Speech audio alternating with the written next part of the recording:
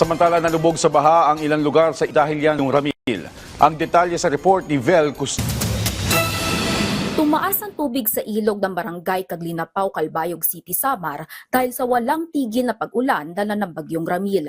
Ayon sa isang netizen, nagkaroon ng sira ang ilang mga bahay sa tabi ng ilog dahil sa lakas ng agos nito.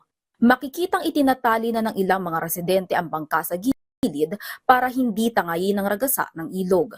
Abot na hanggang hita ang taas ng tubig mula sa lumalawak na tubig ng ilog. Sa Calbayog City din, binaha ang isang bahagi ng highway dahil sa bumababang tubig mula sa bundok. Tanging ang matataas o malalaking sakyan lang ang nakakadaan sa bahaging ito ng highway. Hanggang dibdib naman ang baha sa Barangay Bolo, Rojas City, Capiz matapos ang walang humpay na pag-ulan. Napilitan ng lumikas ang ilang mga residente dahil umabot na sa ikalawang palapag ng kanilang bahay ang baha. Abot bewang na ang baha sa isang residential area sa Barangay Bugtong, Samar. Makikitang pinasok na ng baha ang mga bahay dahil sa pagtaas ng tubig dala ng bagyong Ramil.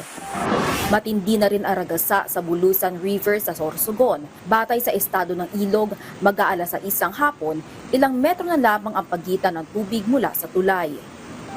Malakas na hangin at ulan naman ang sumalubong sa isang pampang sa Barangay Calciay,